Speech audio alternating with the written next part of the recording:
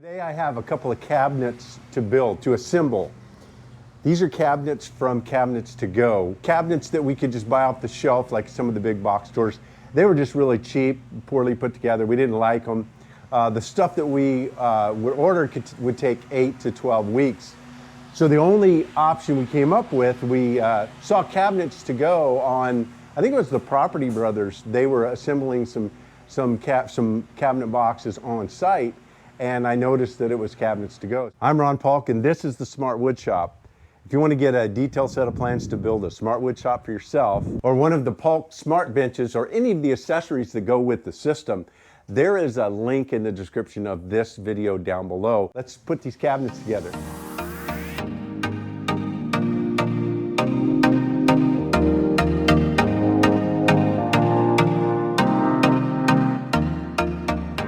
The most important thing to me when I'm shopping for cabinets is I don't like MDF, particle wood, anything like that. I want plywood and solid wood.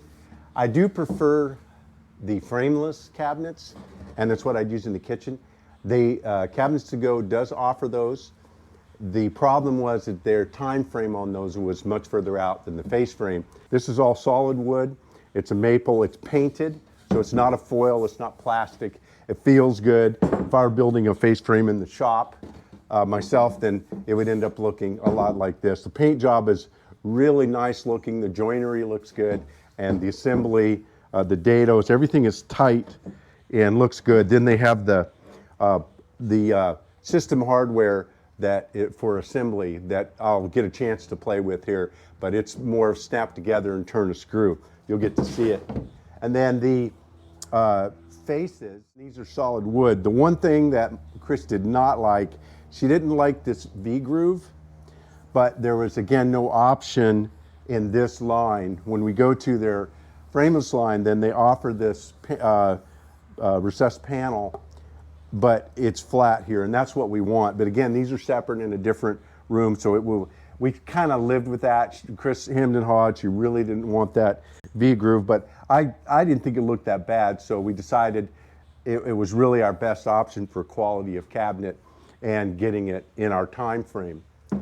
The boxes, again, just like the face frames, they're not particle wood or MDF, not any of the cores or anything. This is a plywood. These are the drawer bottoms. They're, again, plywood, no MDF. All the layers, all the cores are all wood. You can get plywood that has some cores that are MDF, and I don't like those either. So that was important when I was shopping for these, that I find that. So these are about 8 millimeters, so that would be about 3/8 of an inch for the drawer bottom. So that's actually thicker than what I normally do. When I used to build cabinets, I used 1/4 inch, I believe. So that's nice, good solid drawer bases. That there was, of all the pieces, I checked everything for damage.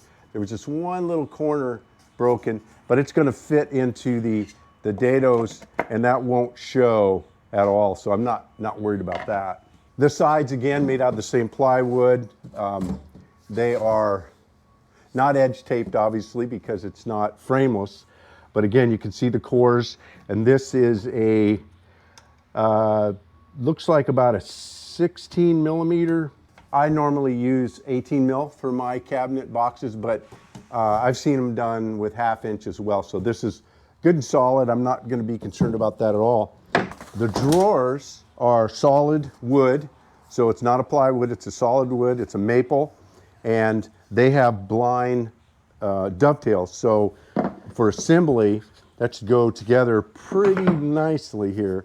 You can see how they'll knock together, and that'll look really good. So I do like blind dovetails for drawers.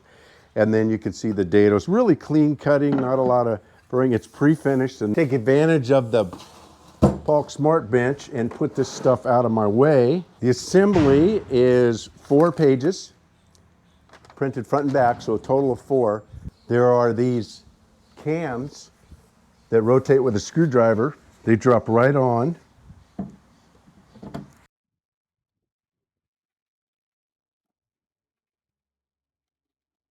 You can't over rotate them, they lock in, so turn them all the way.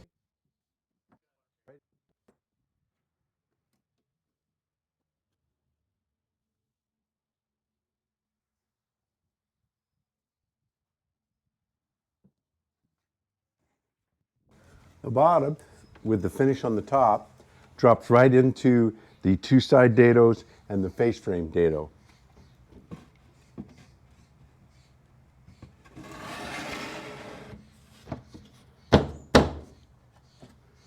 So they drop in with the grooves in the bottom. There doesn't seem to be a left or a right.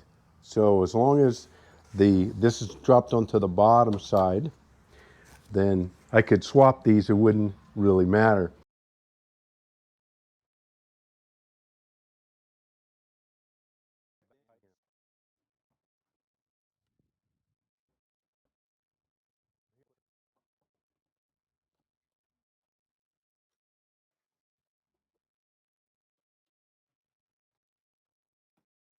Not sure if you can tell how easy this is.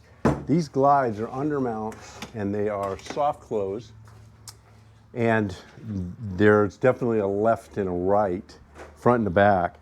So the slots here, they go into those brackets that we put in the back. And then the front holes, there's a pre-drilled hole on the face frame that one of these holes fits into. So you've got a lot of flexibility determining which one will fit. So these drawer glides obviously can be used on slightly different size.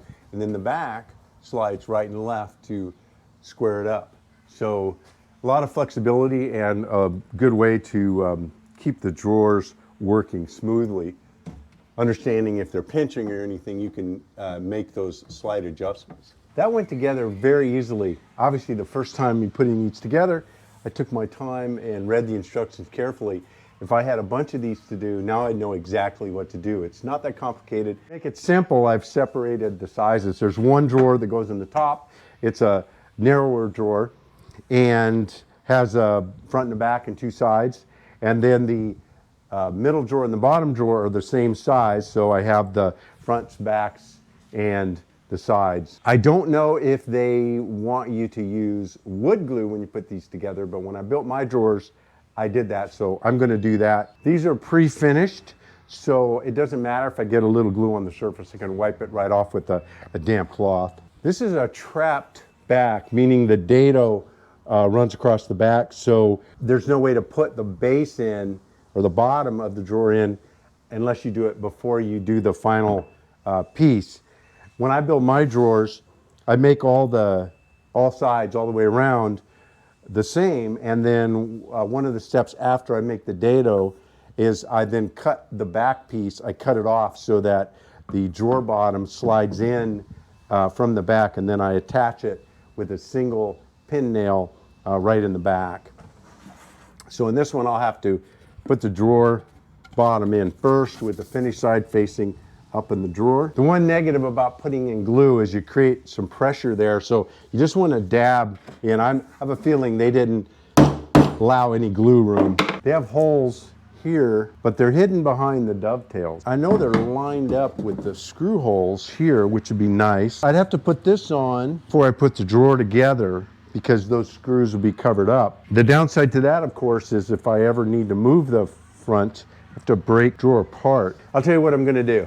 I'm going to back up and I'm going to put it together the way they're showing with their screws, and I'm not going to use glue. I'm going to see how well that holds up. They may have done their testing and it may work just great. So let's do it the way the manufacturer designed it. Again, I can't find anything on the instructions for assembling the drawer boxes. So that's a fail on their part as far as I'm concerned.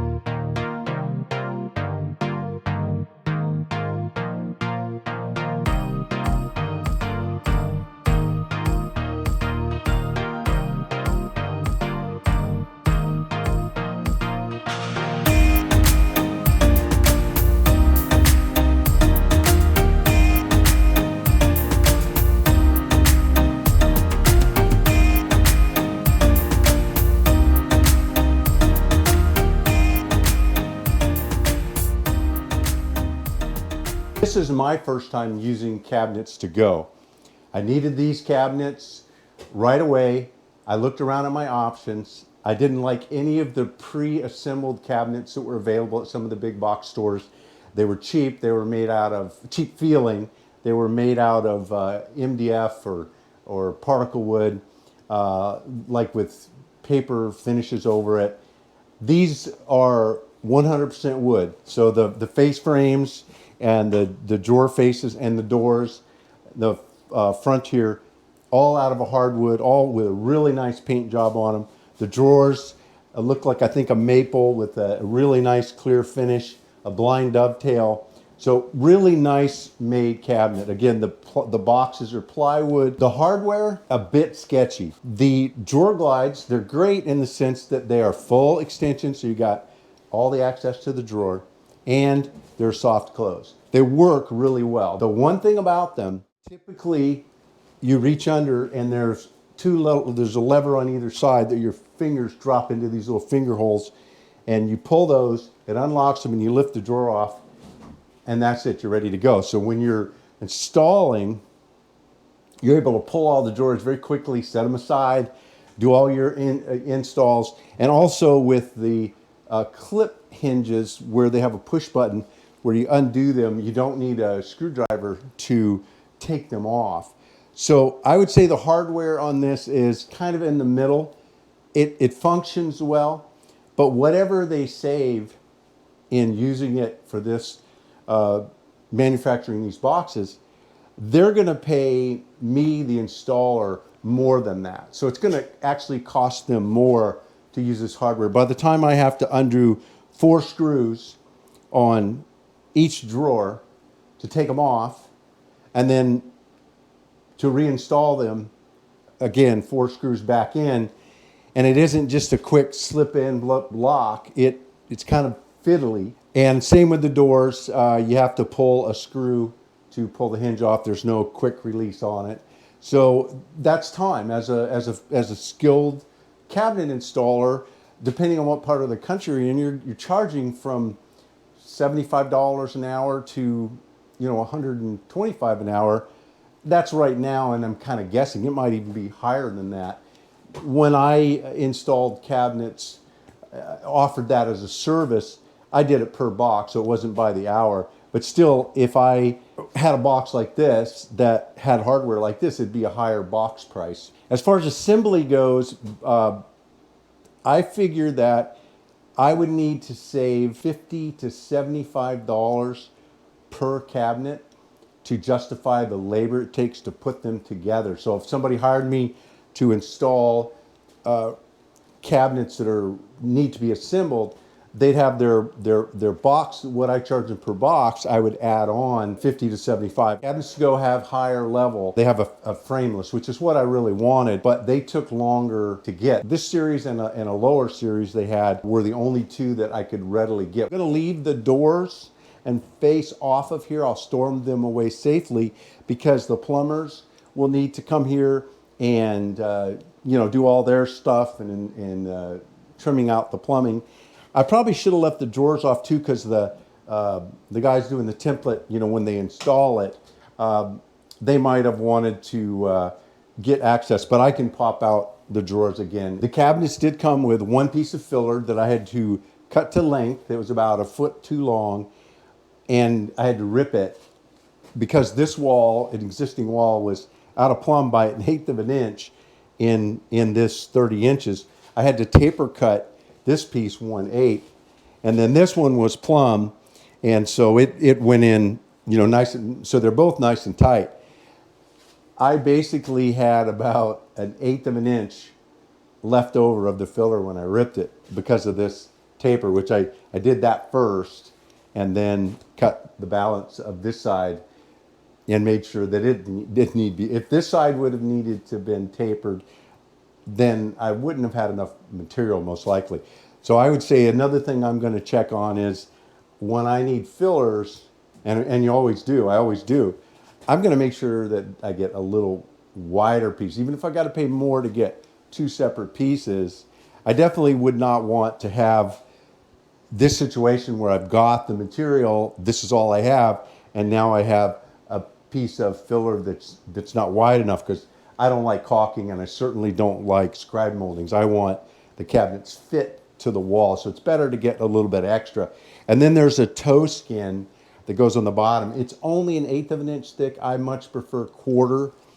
So when the tile guys do the floor, I'm going to tell them to go tight to the bottom of the cabinet, because when I'll rip down the toe skin to go tight on top of the tile, and again, it's only 1/8 of an inch thick, so they're going to need to be tight to that. But again, all in all, I really like them. I'm satisfied, even with the couple of bugaboos. One more thing that I didn't care for, on the sink base, they didn't have back on it, and so, and I like solid backs. I don't want to look in and see drywall.